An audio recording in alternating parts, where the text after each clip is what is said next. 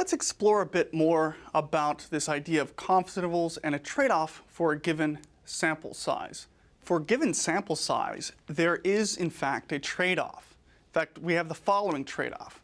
A higher confidence level, right, so 99% versus 95%, it's going to give us more certainty that the true population parameter is somewhere in our interval estimate. With a 99% confidence interval, we're 99% confident that the true population parameter lies within our interval estimate. With an 80% confidence interval, we're only 80% confident that that true population parameter is somewhere in our interval estimate. So in general, you might think, well, with a higher level of confidence, that's desirable because we're more confident that our interval estimate is going to capture that unknown true population parameter. The problem is that with a higher level of certainty, with a higher level of confidence, there comes a wider interval estimate. So a 99% confidence interval, you're multiplying the standard error by 2.58. Whereas with a 95% confidence interval, you're multiplying the standard error by 1.96. That larger value of z star, right, that's going to create a wider interval estimate. And with a wider interval, it may not be substantively meaningful. I'm 99% confident that most people who are listening to this lecture are between 0 and 98 million miles away from where I'm giving this lecture on the Harvard campus. So the key point is that a very wide interval with a very high level of confidence, that the width of the interval, it may be too wide to be actually substantively meaningful. So just to recap, the formula for the confidence interval of a mean is our point estimate, x bar, plus or minus z star, times the standard error. And that confidence level, right, it's going to affect how we set z star. With a higher level of confidence, that value of z star is going to be higher, because we want to capture more of those sample means around that population mean on the sampling distribution. And with a lower confidence level, we want a lower value of z star. And so when we multiply that standard error by a higher value of z star, that interval is just going to be wider. It's going to inflate or get smaller based on our level of confidence. So let's look actually what happens when we change the level of confidence using a couple of possible scenarios. So in this case, we're just collecting a bunch of sample means. Each time we calculate a point estimate and calculate z star times the standard error. So in this case, the population mean is 0. So mu is 0. That's given by that horizontal line. And you can see here we have a bunch of confidence intervals, each based on a sample size of 25 respondents. These are 99% confidence intervals. And we expect roughly 99% of those intervals to contain the true population parameter. Now, in matter of fact, depending on, it's possible 100% of those intervals will contain the true population parameter, maybe 98%. The idea of confidence is if we collect lots and lots and lots of these samples, calculate a point estimate, plus or minus z star times the standard error, the idea is that we expect 99% of them too. So in this particular scenario, all of these interval estimates contain the true population parameter, but the key point is that we expect about 99% of these to contain the true population parameter. These intervals are pretty wide here, right? It's either bouncing around, but they all include that horizontal line, which represents the population mean mu of 0. Now, if we have a 95% confidence interval, we're going to be 95% confident that these intervals will contain the true population parameter. So in practice, if you repeat this process of calculating these point estimates plus or minus 1.96 times the standard error, you can see the intervals are a little bit smaller in this case, right?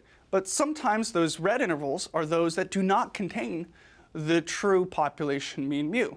So we're going to get some intervals that don't contain the true population parameter, but we're confident that we'd expect about 95% of them too for any given set of interval estimates.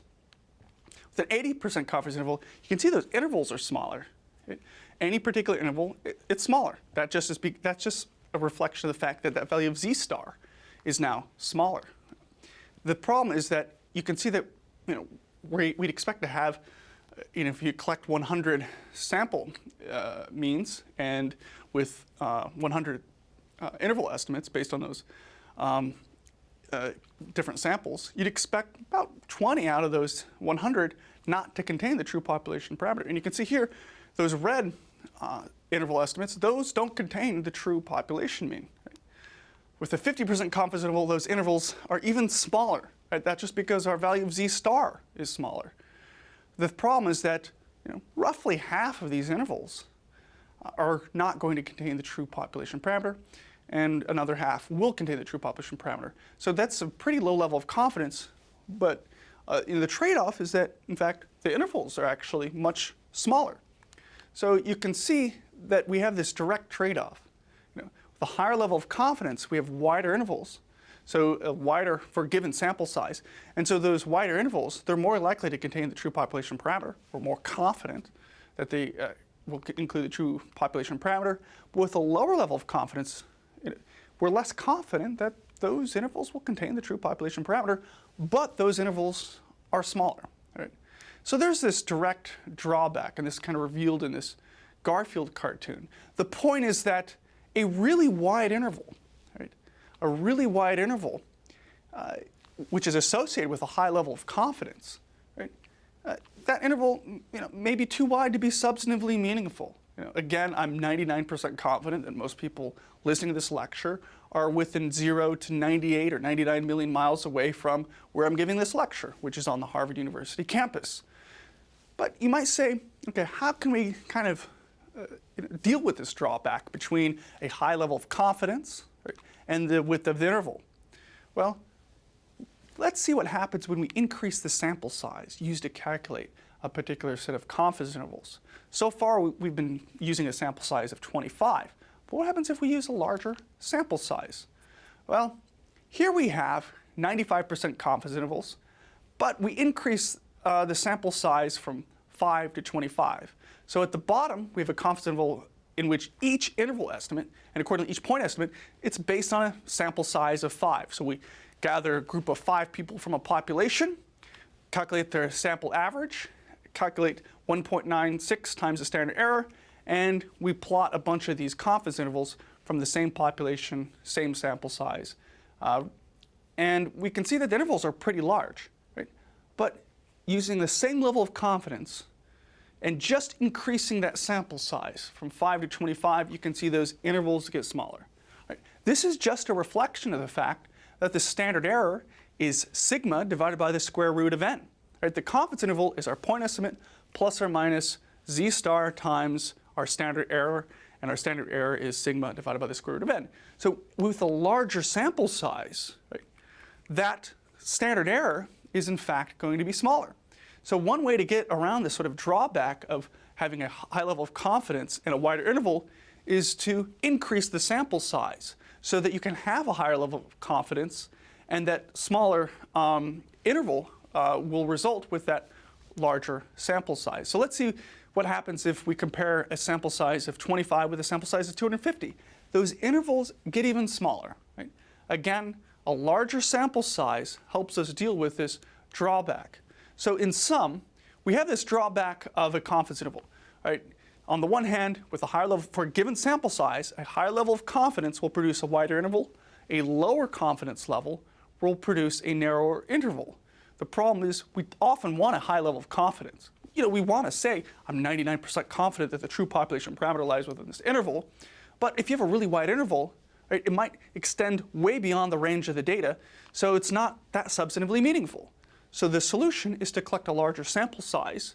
So with a larger sample size, the standard deviation of the sampling distribution, that standard error of the sample mean, is going to be smaller. And accordingly, for a given level of confidence, our interval estimate, our confidence interval, will be smaller. And so in general, this should make sense because when we have more information, when we have a larger sample size, we can be more confident about a particular interval estimate in relationship to a population parameter.